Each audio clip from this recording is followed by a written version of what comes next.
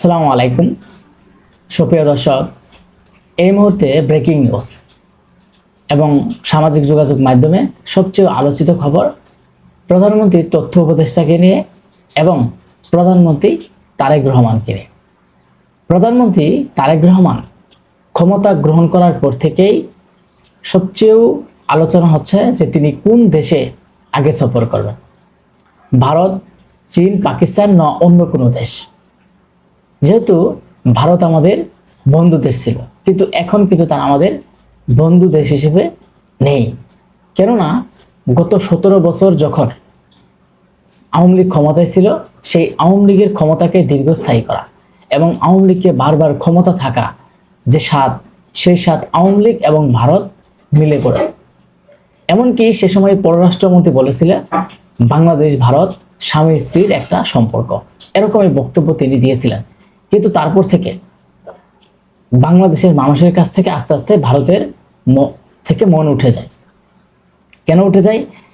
আওয়ামী লীগকে ক্ষমতায় থাকার জন্য দীর্ঘস্থায়ী করেছে এবং আওয়ামী লীগ যখন এই দেশ থেকে পালিয়ে যায় তখন তারা ভারতেই তাকে আশ্রয় দিয়েছে এবং তারপর থেকে ভারতের প্রতি একটা টানাপোড়া সৃষ্টি হয়। বিশেষ করে ডক্টর মোহাম্মদ ইউনূস ক্ষমতায় থাকার সময় ভারতের সাথে একটা টানাপোড়া সৃষ্টি হয়, কিন্তু সেই সম্পর্ক ভালো করার জন্য এবং ভারত বাংলাদেশের সম্পর্ক ভালো করার জন্য জাহিদুর রহমান তিনি গিয়েছিলেন দিল্লিতে।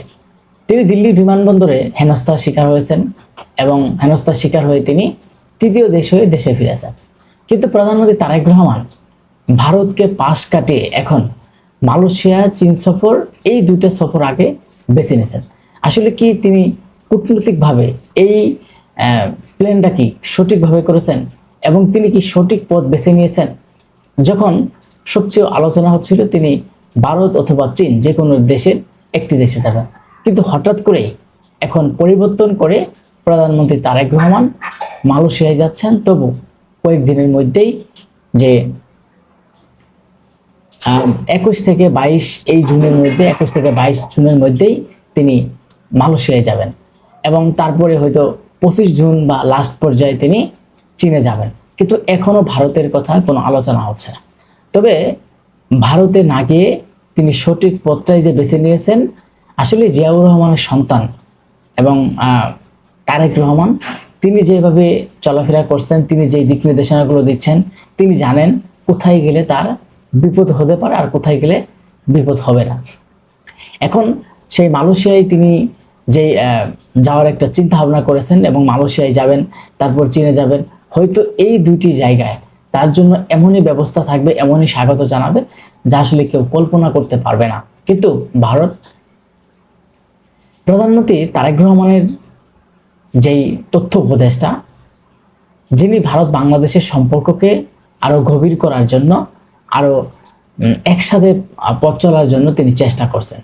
আর সেই তথ্য উপদেষ্টাকে দিল্লিতে এসে স্বাগত না জানিয়ে তাকে সেখানে 1 থেকে 2 ঘন্টা হেনস্থা করেছে, হেনস্থার শিকার হয়েছে এবং তারপর তাকে ভারত ঢোকার অনুমতি দিয়েছে। কিন্তু তিনি সেখানে যখন এতটুকু তিনি হেনস্থার শিকার হয়েছেন, তিনি বাধ্য হয়ে কলম্বো হয়ে বাংলাদেশে ফিরলেন। আসলেই এখানে বোঝা যাচ্ছে যে ভারত যে আমাদের প্রকৃত বন্ধু, সেই বন্ধু না। আপনি একটা কথা বলবেন যে ইরান যে বলেছিল যে আমাদের উপর মানে যত আক্রমণীয় হোক আমরা রুখে দাঁড়াবো এবং যুক্তরাষ্ট্রের সাথে আমাদের যদি ভালো সম্পর্ক হয় তবুও আমরা সেটা মনে মনে আমরা সঠিক ভাবলেও সিদ্ধান্ত চূড়ান্ত হলেও আমাদের সবসময় প্রস্তুতি থাকতে হবে যে কোনো মুহূর্তে তারা আমাদের উপর আঘাত হানতে পারে। যেমন চুক্তি আছে, যেমন ইরান এবং যুক্তরাষ্ট্রের মধ্যে চুক্তি আছে, তারপরেও যে যুক্তরাষ্ট্র তাদের উপর আক্রমণ করবে না, এটা আসলেই বলা অস্বাভাবিক, করতে পারে। যে কারণে এখন মনে হচ্ছে যে ভারত বাংলাদেশের বন্ধুত্ব সম্পর্ক যতই গভীর করার চেষ্টা করুক না কেন, তারা যেই ব্যবহারটা করলো এবং জাহিদুর রহমানের সাথে যেই আচরণটা করলো, এটা আসলে খুব একটা ন্যাক্কারজনক ঘটনা এবং অপ্রাসঙ্গিক। এই ঘটনাকে কেন্দ্র করে আগামীর বাংলাদেশ ভারতের যে সম্পর্কটা, সেটাও কিন্তু আবারও টানাপোড়া সৃষ্টি হবে।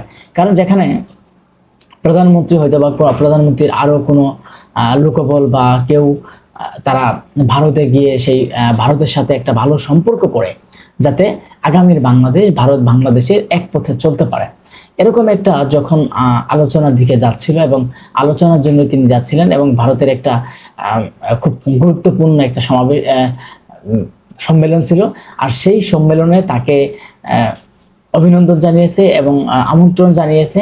আজকে সেই ভারত, এবং যখন তিনি ভারতের উদ্দেশ্যে গিয়েছিলেন তখন তাকে দিল্লিতে যে হেনস্থাটা করা হয়েছে, এরপর থেকে হয়তো এখন মানুষ মনে করছে যে প্রধানমন্ত্রী তারেক রহমান যে ভারতকে পাশ কাটিয়ে মালয়েশিয়া এবং চীন সফর বেছে নিয়েছেন, এটা তিনি একটা সঠিক পথ বেছে নিয়েছেন।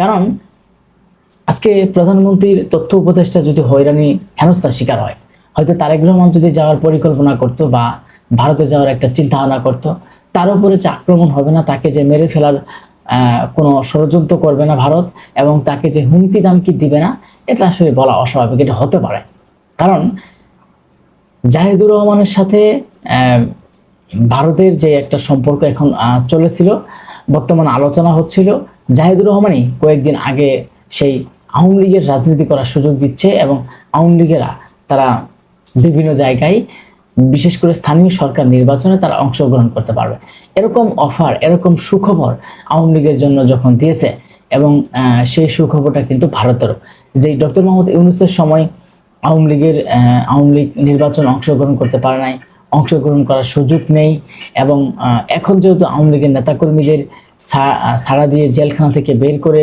এবং তাদেরকে নির্বাচনের একটা সুযোগের ব্যবস্থা করে দিচ্ছে এই মুহূর্তে, তাহলে আওয়ামী লীগের জন্য, ভারতের জন্য একটা সুখবর। এবং কি জাহিদুর রহমান যেভাবে সিদ্ধান্ত নিচ্ছে, এবং সেটা আওয়ামী লীগের জন্য ভালো, কিন্তু সেই জাহিদুর রহমানকে যখন হেনস্থা, বিভিন্ন হয়রানির শিকার হতে হয়, তখন আমরা একটাই প্রশ্ন মনে করি যে প্রধানমন্ত্রী তারেক রহমান যে মালয়েশিয়ার সফরের চিন্তা করেছেন, চীনের সফর করেছেন এবং করবেন, এটাই কিন্তু তার জন্য সঠিক পথ। তো আমরা মনে করি যে ভারত বাংলাদেশের কখনো বন্ধু হবে না, আর থাকবেও না, কারণ তারা সব স্বার্থের বিনিময়ে বন্ধুত্ব তৈরি করতে চায়। এটা কিন্তু আমরা ইতিমধ্যেই দেখেছি। সবাই ভালো থাকবেন, অবশ্যই কমেন্ট করে আপনাদের মতামত দিয়ে যাবেন।